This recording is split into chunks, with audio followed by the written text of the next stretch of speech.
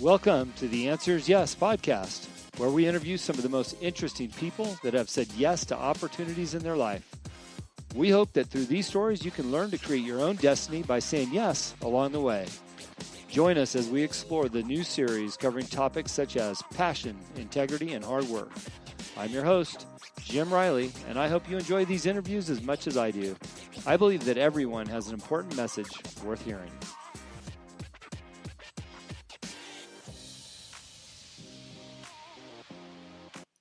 This week I interview Sabrina Runbeck, who's a peak performance coach. She's gone from the surgery room to empowering millennials to rise up as passionate healthcare leaders without compromising their well-being. She's got a great story.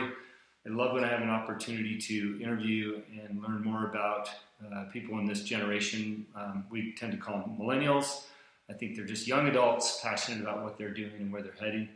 I was fortunate enough to give a keynote speech last week at UCI in Irvine, talking about podcasting and marketing of podcasting and helping others through whatever their charity might be. Of course, as you may know and remember, that I work with the orphanages down in Baja, and we're ever so passionate about that. So please enjoy this week's show with Sabrina Runbeck.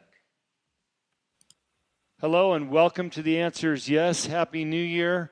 We're in the middle of January right now. I'm already enjoying my 2020. I've got my goals and ambitions set for the year, and I'm full speed ahead. I'm actually following a program that Andy Frisella put together. It's called 75 Hard, and trust me, I'm on day 8 right now, and it's not as easy as it sounds. So if you're interested, check out Andy Frisella. He's from First Form, great guy. As usual, I've got some wonderful guests. Today I've got Sabrina Runbeck on the phone from Houston, Texas. How are you, Sabrina? Good. Thanks for having me here, Jim. I was excited to call you today because all the information I've read and seen about you, I knew that you were going to be high energy. It's wintertime, it's cold out in some areas, and I think we all need a good dose of some excitement, and I think you're the one to do it. Yeah, I hope I can deliver, and I actually know I can deliver. I love it. Well, your publicist reached out to me, and she thought you'd be a great guest for my show. I've had some of her other guests, speakers on my show, and what I loved about your bio was it says you're a surgical medical expert and a queen of productivity. So that there's no better introduction than that. So if you don't mind, as my listeners know, I like to go back to maybe when things started for you. So could you give us a little background about yourself and maybe your work history and some things that maybe you did early in life that got you to where you're at today? Yeah, happy to share. So about when I was 12 years old, my whole life shifted.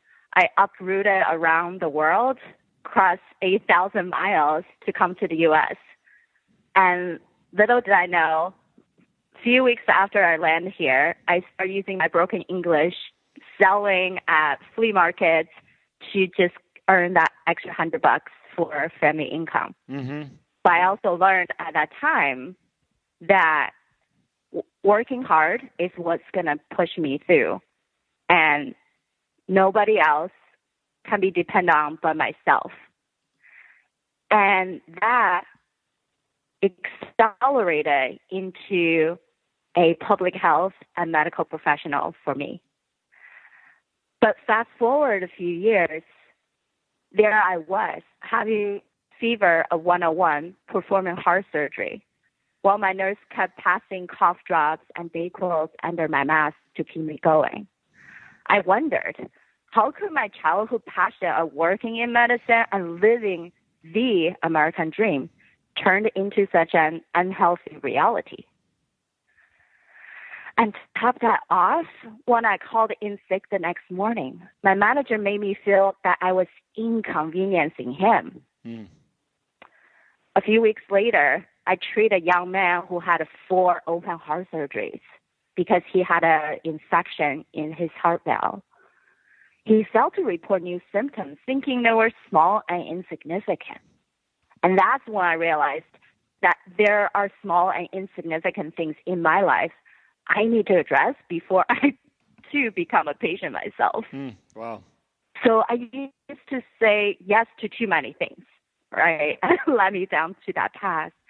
And now I know when you say yes to too many things, it actually hurts us. If society are taught us to be polite, to be liked by people, to do other people favors. However, when we say yes to the things that do not align with our core value, like all the side projects, the events, committees that we've been put on, we might feel resentful, unable to deliver high quality results we know we can do, and sometimes cannot keep our promises.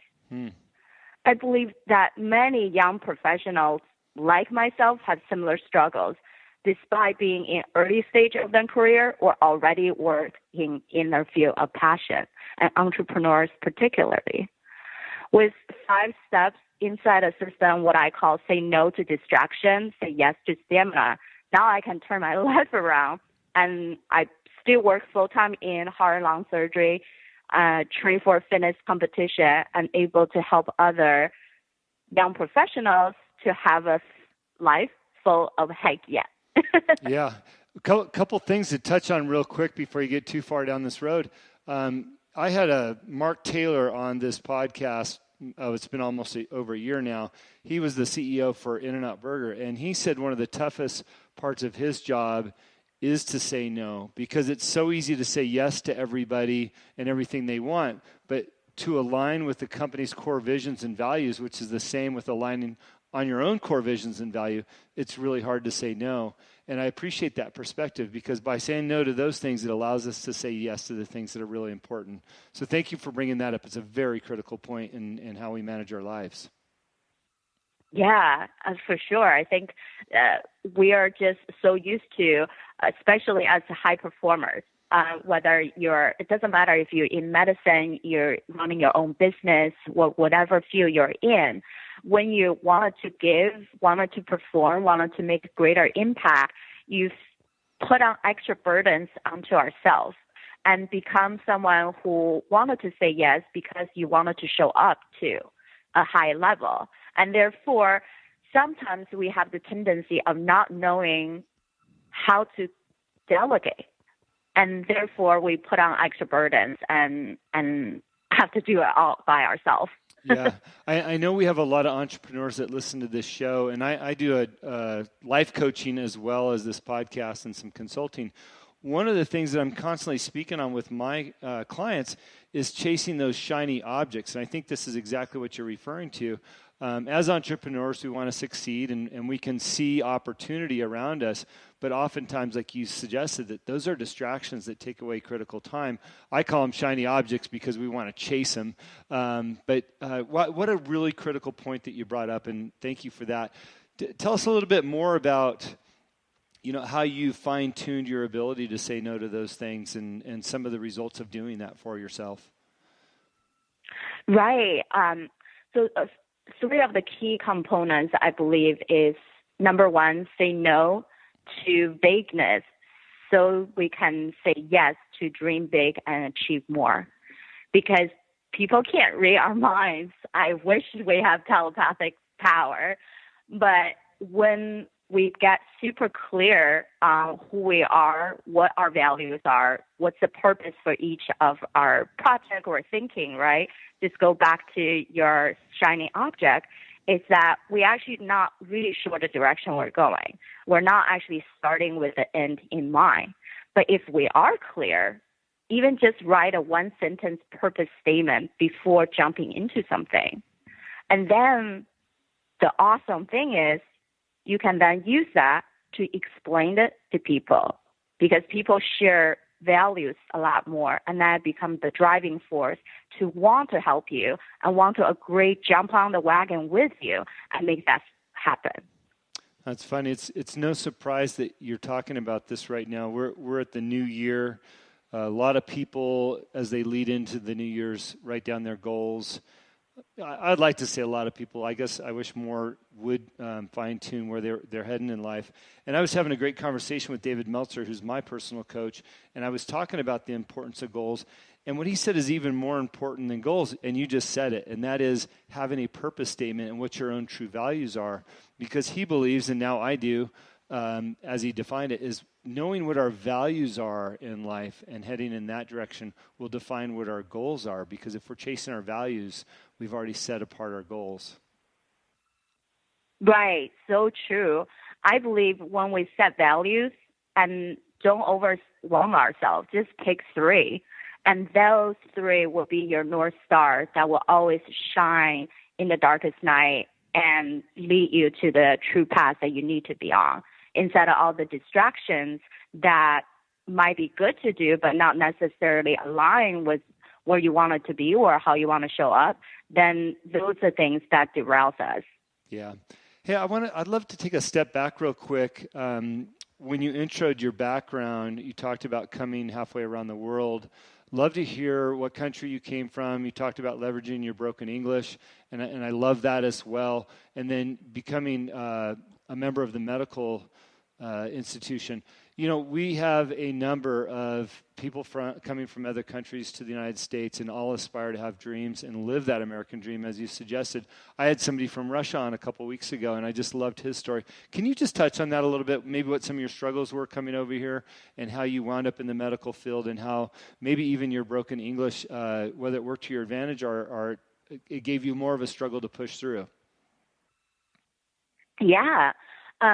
So I came over when I was just barely a teenager, trying to find a place of just self-discovery at the time.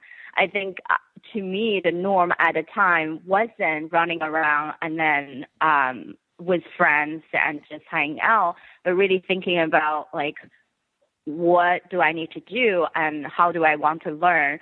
And I moved from China to New Jersey. I actually grew up in New Jersey Oh.